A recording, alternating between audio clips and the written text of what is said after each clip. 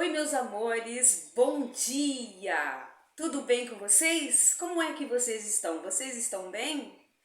Hoje, nessa segunda-feira, eu tô passando aqui para convidar vocês para tomar aquele cafezinho maravilhoso com a Neinha. Vocês aceitam? Olha o que eu tenho na receita de hoje, gente. Aquele bolo da vovó, da mamãe, que vai passando de mãe para filha, de filha para neto e assim vai. Hoje eu só quero agradecer a Deus por mais uma semana e quero que cada um de vocês seja muito abençoado por Ele. Desejo um bom trabalho a todos, um bom dia e muitas alegrias, tá bom? Quero dizer para você, não esquece de ser feliz. A vida aqui é muito passageira. Se você ainda não está inscrita nesse canal, aproveita e já se inscreve, tá bom? Deixa aquele bom dia maravilhoso para a Neinha, para esse início de semana. Ore por mim que eu também estou orando por você. E hoje eu quero deixar também um versículo para você da palavra de Deus. Você aceita? Está aqui no livro de Provérbios, no capítulo 16 e no versículo 22, que diz assim: o coração alegre serve de bom remédio, mas o espírito abatido virá a secar os ossos.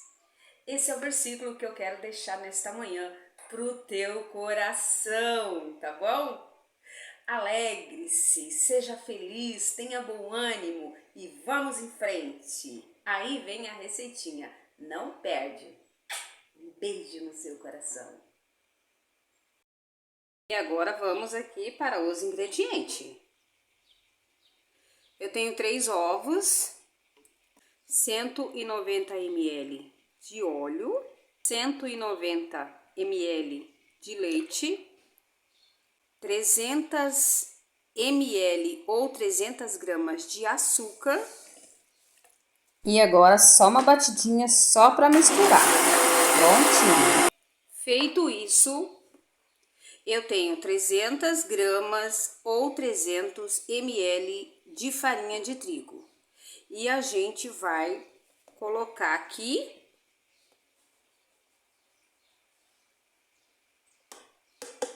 E aqui você vai contar só até 6, tá? É só para misturar. 1, 2, 3, 4, 5 e 6.